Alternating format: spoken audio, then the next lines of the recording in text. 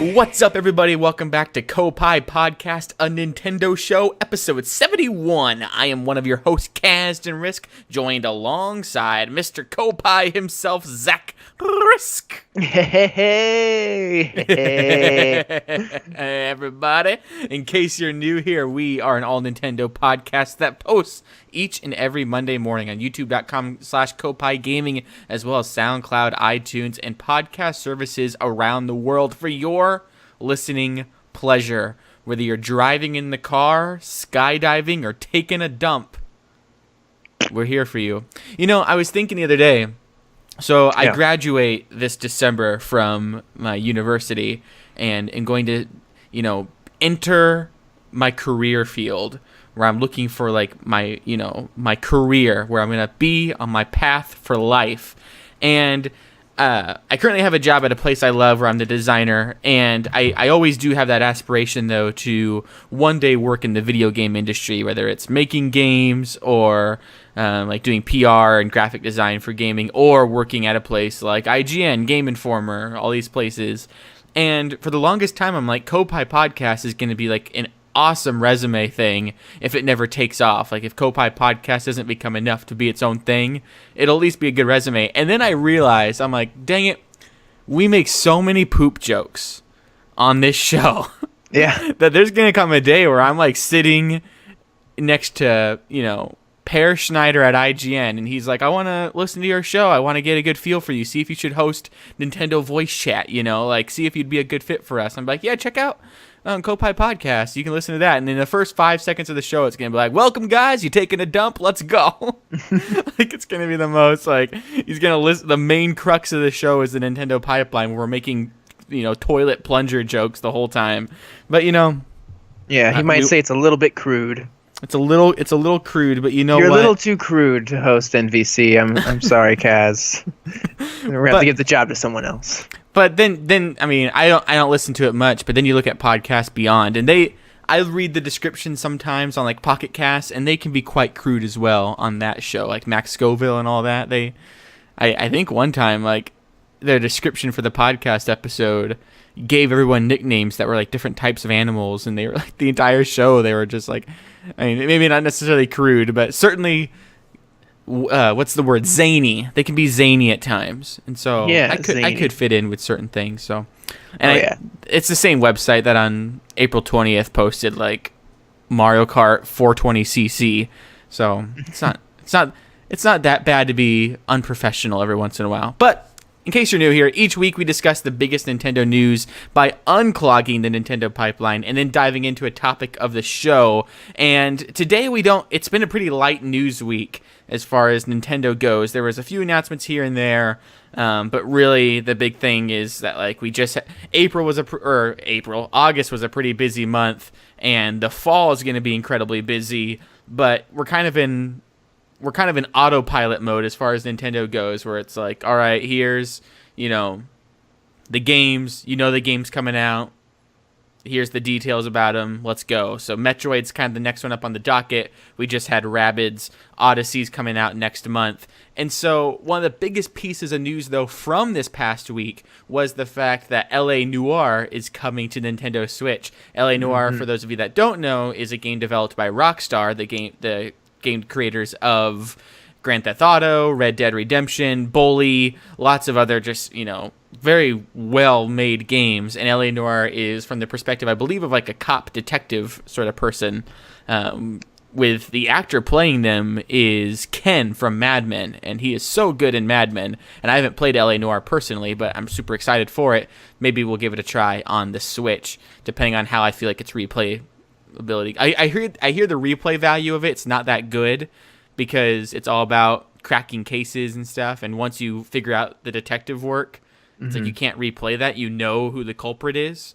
And so with the remaster, I may wait for like I may not go Switch with that route, but it's one of those games. I'm kind of thinking about it this way: is that it's kind of like the Vita and how when they released the PlayStation 1 classics they look so much better on a smaller screen. That's true. And this game, that it'll be remastered and everything, but still there's some of that concern that, it'll be a little bit dated, although there's some discussion, they did some advanced things with like the motion capturing and the face, the face masks and everything. But I think that having it on the go will maybe enhance like the city and like how it all looks, like the beauty of it on the smaller screen might, kind of complement it, kind of like when they end up maybe releasing Nintendo 64 Virtual Console or GameCube.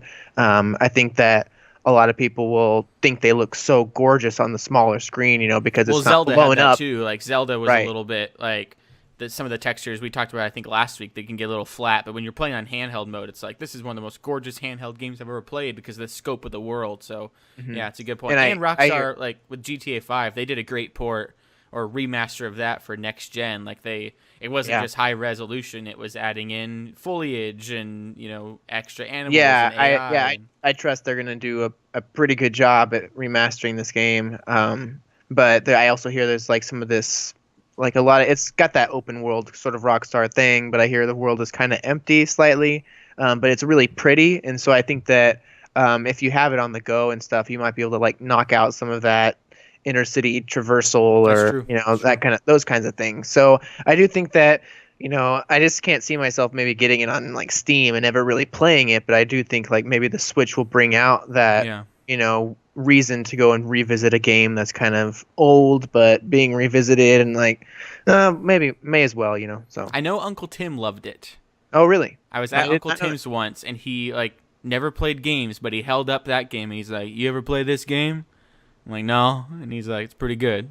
So there you go. Yeah. Well, they're trusted developers, so I mean, I'm pretty confident that whatever they do, at least story wise, it's got to be like there's going to be some humorous moments and really interesting things they try out with it, because Rockstar is just kind of tried and true. So hopefully they have motion controls with those Joy-Cons. But because of that announcement, our topic of the show and our structure of the show is going to be a little bit different this week, where what we're going to do is we're each going to provide 3 games that we would like to also see ported to the Nintendo Switch, because LA Noire is kind of interesting that Rockstar hasn't traditionally supported Nintendo too much, if at all. And this is kind of like a big, AAA game, some mature tones and themes, and it's not something that you would expect, to see on a Nintendo console, but it's a good test of the waters probably for Rockstar to see what the attach rate is for a game like this. Should they bring other games over? And I bet a lot of other developers are also going to be looking like, how does this game fare on the Switch? Is there a market for games like this on the Switch? And so Zach and I are going to go back and forth and share 3 games each that we would like to see ported. And I don't know Zach's list. He doesn't know my list. We kind of went into the initial discussion with leaning towards games that were maybe more traditionally non-Tendo. So like, not going into this like, well, I want to see Super Mario 64 ported over and Zelda Ocarina of Time. Like, kind of aiming towards games that wouldn't traditionally be on a Nintendo console. Now, I have a few on my list. I think I have 5 in case you stole a couple of mine. Yeah. But I have a feeling that none of ours are going to interlap, really. That's cool. My guess. So. But I have 5, and I'll have to figure out then, I guess, what ones I want to go with. Maybe if I don't get the other 2, I can just shout them out and not have discussion on them. But yeah, no. So that's our thing. So Zach, do you want to go first, or do you want me to go first? Leave comments down below. Also, join in the conversation.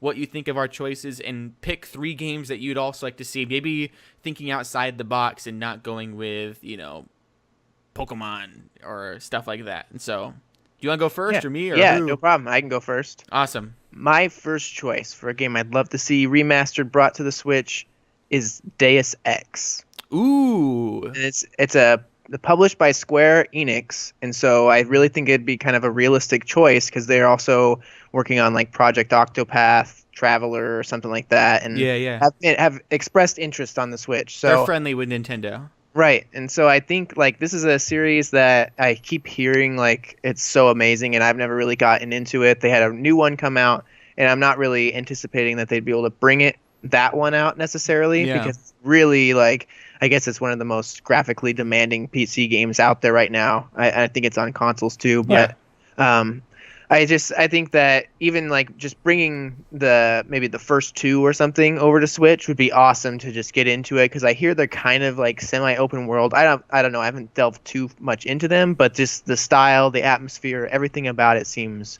really cool. It's kind of like a semi-open world RPG action, like cyber, future hacking sort of thing, and spy sort of elements. And Yeah. so that just sounds really awesome, and I think that it'd be perfect for Switch, because it's just kind of like the long form game that I think the Switch really, thrives with. And I'd love to finally get into that series. I do have, I think the sequel, like Mankind Divided or something like that, on Steam.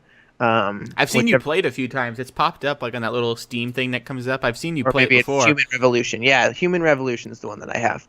And yeah, I tried it out like just to see like how my computer handled it, if it worked okay. I haven't really gotten into it at all, but just I keep hearing amazing things about it. And so that's my number one, or number three. These are in no particular order. So yeah, no, and that's a good choice. I think one thing I try to do with my list specifically was kind of pick games that not only I would just love to play again and have remastered, but games that would especially be tailored well to the Nintendo Switch. And so, like one game that I don't know, like, but there's a few games that popped up. Like I was looking back at old games. That's like that'd be fun and all, but would that work well on the Switch? Like, would I want to play that on the go and again and again and again? And looking here at Wikipedia for Deus Ex, like it says the gameplay is a combination of RPG, shooter, and adventure. Like it seems very well tailored to, like you were saying, continuous replay. And even like those stealth kind of games I think are even really awesome, because, a game, I don't know, maybe it's on your list, it's not on mine, but I just thought of it. Like Dishonored would be awesome, because you can replay that. Like you could replay that, like actiony, replay it, stealthy, replay it with this sort of perspective, and that we know that Dishonored could probably easily. I don't know about Dishonored 2, but Dishonored 1 could easily transfer over pretty well, and so maybe that'd be a great choice. Maybe that's on your list. I don't know. It's not.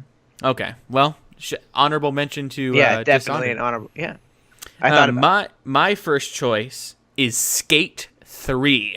Oh, now, nice. Yeah, that's a good idea. Ideally, we get Skate 4. I keep waiting for EA out there. That every comment on every Instagram post of them is just people saying, "Where's Skate 4?" Every comment on their YouTube pages is, "Where's Skate 4?" I am completely baffled they have not done Skate 4 yet. Like, all they need to do to win E3 is go out there. Like, maybe they're just saving like for their worst year. But I feel like they've already had years where they're like, we're voted the worst company. Like, they just need to go out there and be like, Skate 4 is coming. But if I have to wait, Skate 3 on the Nintendo Switch, we know it can run because it ran on last generation consoles, and that's a game that would be perfect to just be. I mean, I can just even imagine like the little Joy-Cons, like how snappy they are, like the little analog sticks. You're just like, you're popping tricks, you're getting high scores, you're learning new things. You're just sitting, waiting for class to start. You pull out your Switch, you bust some combos on your skate game. You do the whole Hall of what is it, like Hall of Meat or something? I don't know, where it's like the Hall of Fame, but for wiping out, and you just like break your bones. Like, it's just a perfect game tailored to that. Pick it up real quick, do a quick challenge, do a quick combo, skate it, or like they have the skate zones and stuff where you can like, conquer them and grind on some rails. And yeah, and customizing your own skateboarder, like your own skater, and doing all that. The other thing I can imagine being an issue is like licensing, because I think they feature some skaters in there. Like, I'm pretty sure like Rob and Big are in there, and Big Black Boykin's passed away, and Rob is on completely different stuff now. He's like way more of an entertainment personality, and I don't even know like some of the other skaters in there, so I can imagine that being an issue. But yeah, well, what they could do is maybe do like Skate Switch or something, where it's like Skate 3 basically, where they remaster the game, but they kind of just edit it around, remove a few people, add a couple new things maybe, and just make it a Switch version that's definitive for that. Yeah, like or even cut out the campaign, like where you meet the people, and it's just the combos and just the open world and scanning amiibo and have like Tony Hawk Pro Skater 2 is like still on the top of lists for Nintendo 64 as one of the best games for the system to own. And so a game I like think Skate took Tony Hawk and like to a new level as far as like that simulation of like skating. Kind of what we need. It's like we need a Tony Hawk like game again, but Skate kind of does that better than Tony Hawk. Like Tony Hawk 4 was, like 20% percent like on Metacritic or something. Oh, So the newest one. Well, the yeah. newest one. I think it was 5. Oh Tomodachi yeah, Sports yeah, Hero yeah, 5 was like completely unplayable yeah. in some ways. Like I think Tim Geddes did a let's play of it on Kind Yeah, of he was Funny, and he was just really like, trying to love it, but it just yeah, it just wasn't working. it was so bad. But but yeah, it kind of makes me also just hope that they eventually bring like Ollie Ollie over to the Switch, like Yeah, both of those games in a sort of definitive version. I'm Although surprised they haven't. it's kind of different thing with it's 2D versus 3D, and also like I don't know how much they'd be able to remaster those games by. They're not that old at this point, and they're Yeah, kind of a Ollie certain Ollie would style. be perfect. Like that has that But graceful yeah, explosion machine sort of style of yeah, it just like does. the clean beauty and like the perfect thing about Ollie Ollie for those of you that haven't played it. It's basically the skate game, but it's a side scroller. You flick your analog sticks to do different tricks, and it's really all about just landing perfect combos while side scrolling. And obviously, since you're skateboarding, it's basically like an auto scrolling, auto run game. But the best part about the game is every time you wipe out and every time you hit like the reset button, it's instantaneous reset for back to the start of the level. Yeah. So you're like it becomes so much of a habit to just click that reset button right when you wipe out or when you're falling or when you don't land a combo and just try to get the most perfect runs. Like that game was so addicting, and that would actually that's a good point. It wouldn't be like really a remaster, but Ollie Ollie would be perfect on the Switch. Yeah. Yeah. Well, All right. for my number 2, Number 2. and this is where I think this is the possibility of an interlap between Yep. us. I mean, maybe. Dark Souls. I looked at Dark Souls. I thought about Dark Souls. I did not pick it because I don't even know why. Like I was actually thinking more Bloodborne. I haven't played the Dark Yeah, Souls, but I played a ton of Bloodborne, and I was like, that could be kind of nice. Like to just pick it up whenever you want to play and try to just beat that world. And it's always fun to replay it and have it and just want to take on bosses. But I didn't actually put it on my list. But that's a good choice. Yeah, Dark Souls, I played, I think, more Bloodborne like you than Dark Souls, but it's one of those kind of like Deus Ex where I think Switch would be the perfect home for it to get in there and slay some ridiculous, monsters. I got to the first boss in Dark Souls. I do believe that there's a kind of remastered one out already, or definitive version of the game of both like the first two games.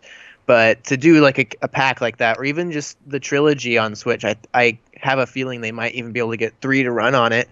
But I just think like those games are very similar in like their play style and everything to Bloodborne.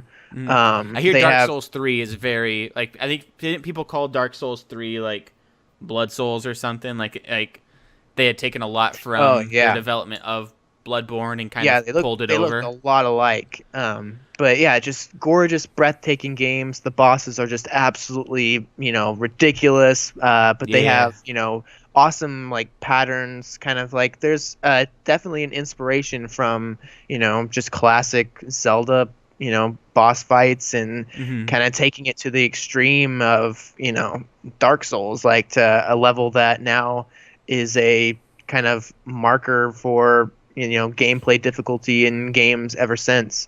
I just think that it would be perfect to finally see it kind of married with Nintendo, to see it on the platform, because it's like Zelda Breath of the Wild was kind of because you died so many times, people were calling that kind of like a Dark Souls Zelda sort of thing. Zelda I just think Souls.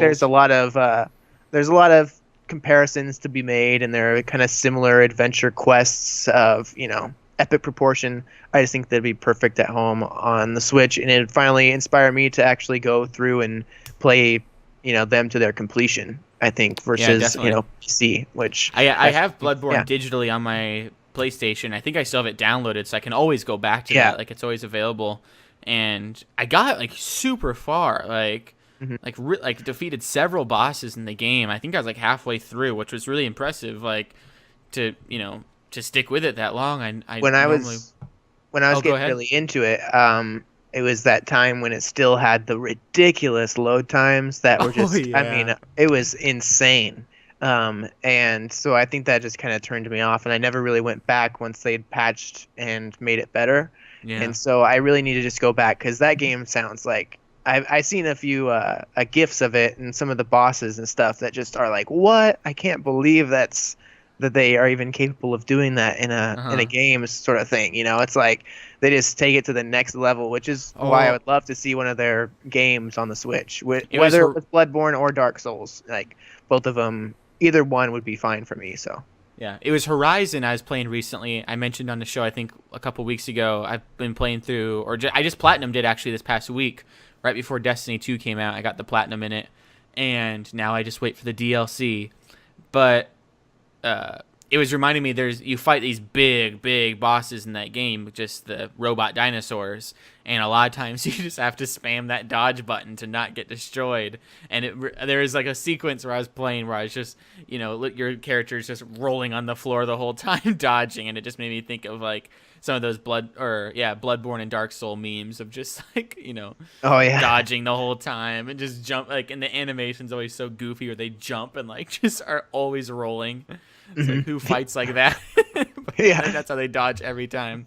But yeah, no, that's a great choice. All right, well now I need to kind of narrow in and figure out what one I actually want. This one, I tore myself up over, and I was like, what do I truly want, and how is it possible, and would this even make sense, and all that. And I think a good choice, my number 2, would be Fallout New Vegas. Oh yeah. I Oh think yeah. the reason I pick Fallout New Vegas is because Fallout 3, obviously, like, I think if they did Fallout 3, that people would be like, well, why don't you have Fallout 4? And I Mm. think Fallout 4 may be a little bit pushing the envelope as far as, like, I don't know if it could fit on Switch, run on Switch. I think Right. they're already kind of, there's lots of complaints that the game is, because it came out like right alongside Witcher. Like, it was already not the greatest looking game alongside some other open worlds, because it was just doing so much and like having such a like open desolate world that I think to pull it back for the Switch, it just wouldn't look that pretty. Like, Skyrim was the sweet spot, and I think New Vegas, if they kind of up-resed it and made it look a little bit nicer, it's such like a standalone entry in the series that it's Yeah. not really reliant on 3 or 4, even though 4 isn't really reliant on 3 at all. But it's just its own independent world, story, whatever. And with the DLC and all the expansions, like, it would be a game that, like, the Mojave Desert in that game is so vast. Like, I've played that game for I don't even know how many hours. Like, I think I complete all of the DLC on Steam, and I have it on PlayStation. And still, like, there's always vaults and things to discover, and I just want a Fallout game on the Switch so bad, and New Vegas would be like a perfect one. I think a lot of people would love to revisit that, because a lot of people maybe didn't invest a ton of time into it because it wasn't a mainline one. But Actually, I mean, I think that it's regarded as one of the, like, it's better than oh yeah, a lot 4, of people think it's better than 3, Yeah, because so there's the side stories for like the companions you can have is so in depth, like even yeah. more so in depth than some of the ones in Fallout 4. Like, Yeah. there's like full on main beefy quest lines to build your bond with your side characters that you could just spend weeks and months just completing those and exploring the world with each different character Yeah. that you can be an ally with, and the alternate endings and all of that. Like, it's a crazy beefy game, and I can just imagine it so clearly, just Fallout New Vegas for Nintendo Switch, where it's Yeah. just like, okay, this is our next Bethesda game on Switch, and Skyrim and New Vegas alongside each other, I think would be a perfect little library to build up. By the way, quick thing, since we didn't have the Nintendo pipeline, there was confirmation, I think, this week, or very much so strongly hinted rumors that Bethesda has a new game coming out in 2017. My Nintendo News reported on it. People are freaking out. Don't get your hopes up that's anything big. Probably just like another mobile game, like Fallout Shelter or Skyrim Legends or something. Like, it's probably nothing huge if it's not announced yet, but some Yeah. new Bethesda game in 2017. Maybe Bethesda Game of Thrones. We'll see. But that's my number 2. Yeah. Your number 3? My number 3, to wrap it up for me, is Cities Skylines. Ooh, really With all nice. the DLC, yeah. Or SimCity. This is what I listed it as, like Cities Skylines or SimCity. I kind of went to Cities Skylines first, Yeah. because I do think I don't know. I haven't played a lot of SimCity. You did play more of that, but I thought that maybe Cities Skylines kind of took what the classic SimCity did really well and kind of took it into the modern time, sort of like Skate took Tony Hawk into the Yeah. modern time. It's like it's kind of the definitive Sim City now, Yeah. especially with all the DLC and everything. I think that Sim City was a kind of big thing for Nintendo.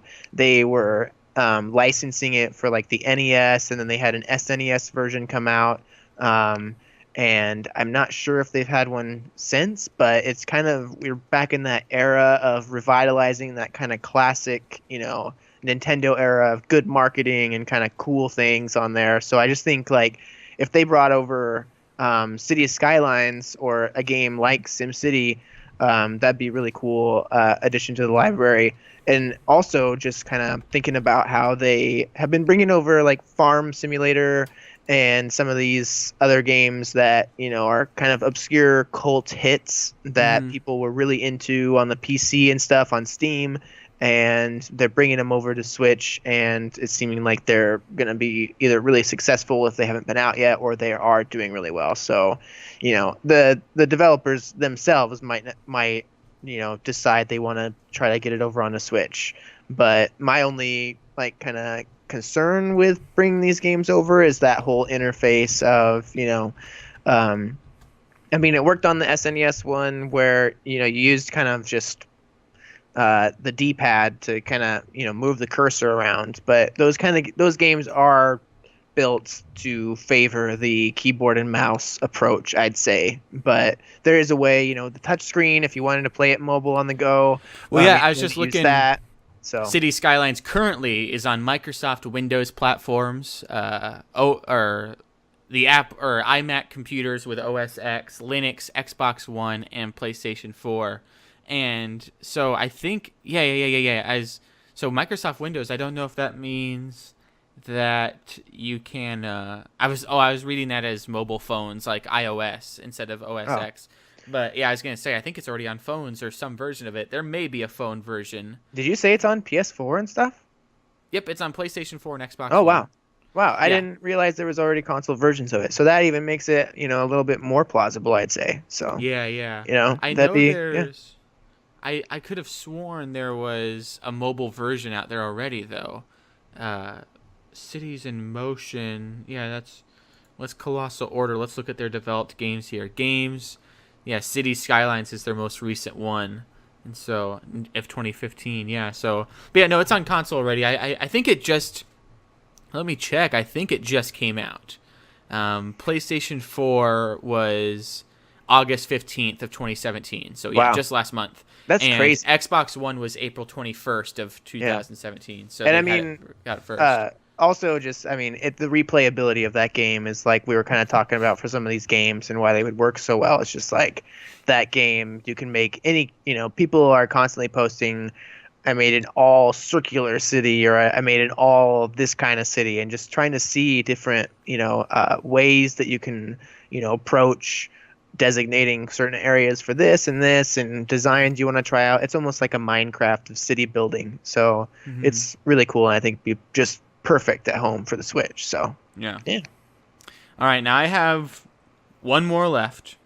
End out the show, but I have three on my list.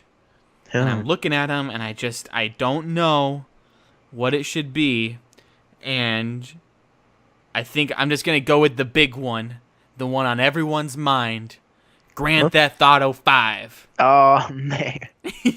Yeah, I think now the real discussion is like obviously everyone wants it on Switch. Hmm. Everyone would buy it on Switch. It's like the number one selling game of all time, or if it's not already, it's becoming it. Like it and Minecraft are on the charts every month, every week, every day. People Yeah. are always buying it. It's one of just, I mean, even critically, just one of the best games ever. Between the story, the world, the gameplay, the online.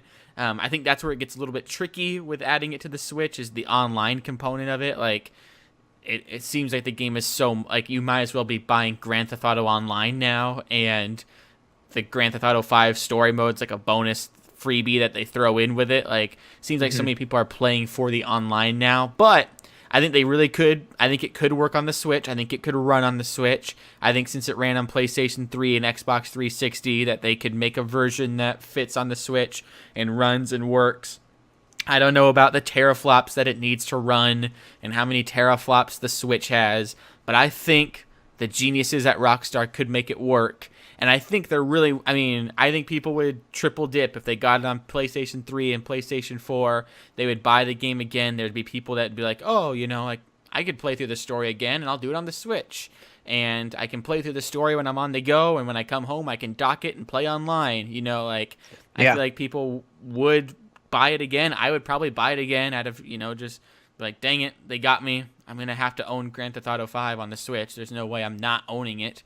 And I think it would be a good game to have on the go. Like, even if they just do the campaign, there's always so many challenges and stunts and cars to collect and things to do, like, to explore and experience every part of that world. It's just like Skyrim or Fallout. Like, it's just such a living, breathing world that you could, you know, people would always be sharing and uploading videos from their time on the Switch, you know, especially when the video sharing comes up and people can be on the go and capture their videos. Like, it would just be a thing that people would always, like, I would get that digitally. It'd be like the one time I own it, the game digitally, and I would have it just wherever I go. I could pull out and just drive through Los Santos and San Andreas and have a blast. So perfect. Yeah. I mean, yeah, everybody's dream, I think, is having Grand Theft Auto 5 on the Switch. My only, like, it's just all you get is kind of the immediate concerns, I guess, about Nintendo as a, you know, child-friendly. But this generation, they're just punching that in the face. Like, you have a game like LA Noire. If they actually bring out Grand Theft Auto 5, it's kind of just like an end to that kind of image, I'd say. Yeah. And they have to be kind of careful. I think that with LA Noire, it's like there's a slight thing where the audience probably is like, you know, kids that might be like, what is this, some like 40s set gangster like detective thing? I don't know if I'm going to even be interested or even give this a double take. Grand Theft Auto 5 is so universally appealing, just, you know, like kids try to get their hands on it because they want to go steal cars and stuff, that I think that immediately, just with the, everybody knows that game, so when it came to Switch, it'd be so much more of like a, you know, Nintendo's image, you know, sort of articles. Yeah, their crossover, That thing. I just think, LA Noire is a little bit of a approach, you know, a kind of under the radar sort of thing, a way to get Rockstar in there. But, you know, like with the Wii, they put out Bully and I guess like table tennis, which isn't really going to make anybody write any crazy articles about it. But Bully was a kind of controversial game that came out on Nintendo platforms. But, I mean, and then Grand Theft Auto 4 never would have run on the Wii, you know, so there was never even the potential for that. So, you know, I'm sure like Rockstar with their development kits, because they're working on LA Noire, like I wonder, they had to have tried some build of Grand Theft Auto 5, like at least to see what they could do with it, you know, just for fun, you know, I would assume. But I just think that Nintendo would probably think a little bit harder about that choice versus, you know, something like one of their lesser known, lesser big titles like Red Dead Redemption, the original. I think that has a more likable chance, more likely chance to come out. So, you know, games like that, they have that aren't so, you know, freaking controversial and huge as Grand Theft Auto 5. It just, as much as it would be amazing to get that game, it's like, I don't know. I just can't really.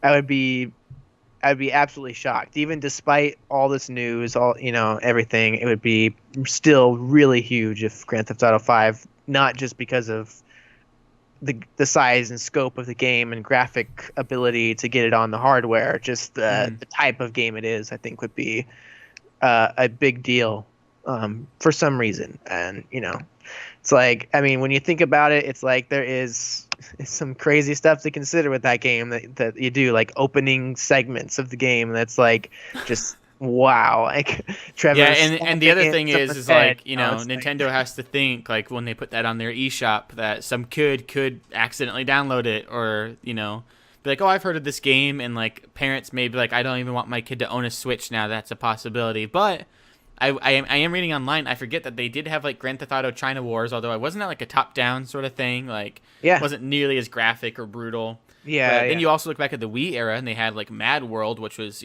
people with chainsaws and all of that. So it's interesting that there's some things that Nintendo is like a little bit more blurry on. I think like you're saying, it's really down to the appearance of it. Like you look at LA Noire, you look at some of these other mature games, and you don't realize at first glance how much is packed into them. Where Grand Theft Auto 5, from even the cover, is people on jet skis shooting each other, and then a prostitute in the top left. Like it's just like just craziness. And so one argument I did read online, or Daily Star had an article quite a while ago. What is this? Yeah, back in February when people were still talking about the Switch and what it could have on it with the recent announcements. And apparently the biggest limiting factor for graphics for GTA 5 on the PlayStation 3 and 360 era was RAM, and the Switch has more RAM. And so it could run it. It could be possible. We're not scientists. We can't dig into that, but my other shout-outs were Red Dead Redemption, which I didn't end up choosing that because I think with Red Dead Redemption 2, like that would just be throwing the game out to die. People would be like, oh, is this Red Dead 2? And people are like, no, it's the original one ported over. Yeah. And my other shout-out was the BioShock collection, which I didn't choose because I don't think that could have the same replayability as these other more open-world games. But it could work, and I love BioShock. So those are our 3 choices. Leave comments down below with what games you would like to see ported over to the Switch, what developers you'd like to see return to Nintendo that maybe have had an absence, or just games that are on your PlayStation, on your Xbox, and you would like to see on your Switch. Like I know you talked earlier, like Metal Gear Solid 5 was an awesome choice. I know a lot of people were playing, there was a game that came out recently that people were like, man, I wish it was on the Switch, though. I think, Persona. Persona is always a game that people want on the Switch. And, I'm playing Destiny 2, and I would love Destiny 2 on Switch, but that would be pretty much impossible. So, that's a game that's just literally, like, there's no way graphically, gameplay-wise, or online Although, I infrastructure. mean, graphically, I don't know. They seem to have optimized the game unbelievably well, so... That's true, actually, yeah. On PC, you can run it, like, at 4K 60 frames per second with not the greatest rig. Like every man can probably do that. So yeah, they did a really good job with that. Man, it's so good. I'm gonna go play it some more. Get hyped. I'm excited for that. Yeah, that's a great game. And so, but yeah, that concludes Koppai Podcast. A little bit shorter today as we're light on the news, but I hope you guys enjoyed the topic. Next week, we'll be back with a review roundup for Metroid Samus Returns. Talking about the initial impressions of that game, what the critics are saying, what we think about Metroid's return, and its year of what we think about all of it. With Metroid Prime 4 coming out soon, is Metroid back permanently, or is this a test of waters? Are we going to get more 2D side-scrolling Metroid? We're going to talk about it all next week. And if you guys want to write in, we'll try to answer your questions. I know Noah Kinney wrote in this week. Sorry, Noah, that we didn't get to your questions, but hopefully next week maybe we can squeeze those in. But until next time, Bye.